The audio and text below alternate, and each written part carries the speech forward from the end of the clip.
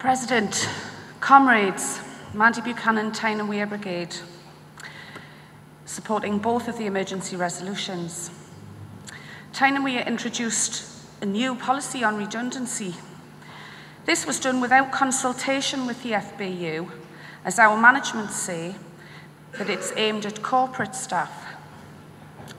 Funnily enough, it appeared just after the letters were received by head office of notice of possible redundancies from the South West Brigades in relation to control staff. I'll leave you to draw your own conclusions on that one. One of our line managers recently suggested to the watch managers in the control room that equivalent watch manager posts could be advertised and a recruitment process gone through, and then they would let us know later what the terms and conditions would be. I'll also leave you to draw your own conclusions as to what our response was. It appears to us that they're trying to get advice from us, the FBU, because they don't know how to manage the potential changeover. I will leave it to you, conference, to explain to them how or if this should be achieved. Support both of the resolutions. Conference, I think the number of delegates getting up to speak demonstrates the strength of feeling in the Fire Brigades Union over this issue, and hopefully that message has gone back to the employers in the Fire and Rescue Service and to CLG and to the Minister and to anyone else who happens to be listening. A very clear message that our members are angry and our members are getting ready for a very serious fight on this issue. Just to cover a couple of the points that were raised, I don't intend to address every single point, but on the question of staffing levels, the fact is that it doesn't matter what computer you've got.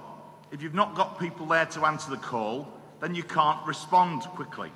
You can't respond with the same level of service that we do at present. So that's the fundamental flaw, the fly in the ointment for the CLG over the whole plan. They keep saying that everything's going to be resolved by a bit of IT. Well, we're not convinced the IT is going to work in any case, and the real issue is not the IT, it is the number of professional staff you have there to do the job in the first place. And on the LACCs, I think we do need to be very clear to the government that we're opposed to the whole idea of LACCs.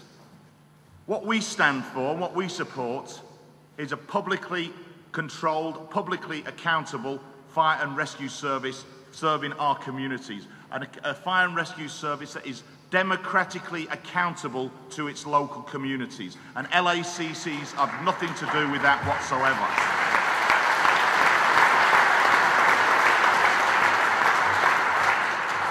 And I think everyone can see the danger, the likelihood that is there, that actually this is the first step towards privatisation of our fire controls. And we're fighting that as well.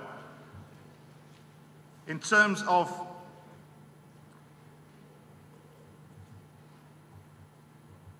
the floods report, I think it really is a worrying report, the Ken Knight report on the FRS response to the floods. And it is something that really needs to be reported back to members, the sorts of ideas that are now being raised. The idea that people should have systems in place to put people on hold when they're making emergency calls to the Fire and Rescue Service. An absolute disgrace, and something that we should be rejecting from this conference and rejecting in every single fire authority and challenging, because it's about the standard of service to the public. We're there to defend our members' terms and conditions, but we're also about defending a decent standard of public service within the Fire and Rescue Service that we all work in.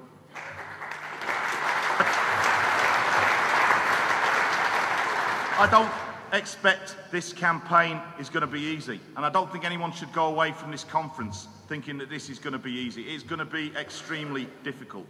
But I am sure that conference, when it is united around these resolutions, when it's united around the decisions that we make here today and in the rest of the week, that conference, you can do it, and the officials back on the branches can do it. We have consulted in relation to the preparation of conference this week with the Control Staff National Committee. and we'll continue to consult with them about this campaign, because the fact is they are in the front line. But I want to make very clear here, this is not a control issue. This is an FBU issue. It's an issue affecting every single one of us.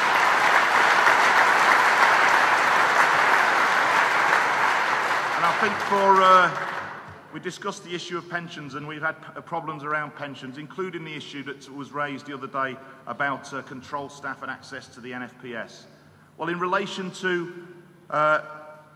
firefighter members of the firefighter pension scheme, I'd say this, that when we were campaigning on justice for firefighters, if that had come to industrial action, then we would have been asking control members to take industrial action on their behalf, even though they were not directly affected. So I think if solidarity works that way, it's got to work the other way as well.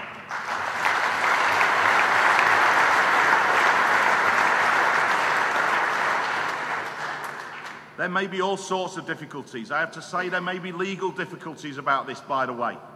And we need to build that into our discussions with the members. And we need to get to a position where our members are ready to walk out of the stations. That's the position we would have to be in. And there's the job to go back from this conference and do. So there's a lot of work to be done. Conference is one thing. Arguing it on the branches is a different thing. But I'm confident with the unity that has been displayed today in this debate that we can achieve that. And remember the slogan that we've put now at the top of our note paper, that we put on our magazine, that I think goes to the heart of what trade unionism is about, and the heart of what this debate and what these resolutions is about, and the heart of what this campaign is about. An injury to one is an injury to all. Support both the resolutions.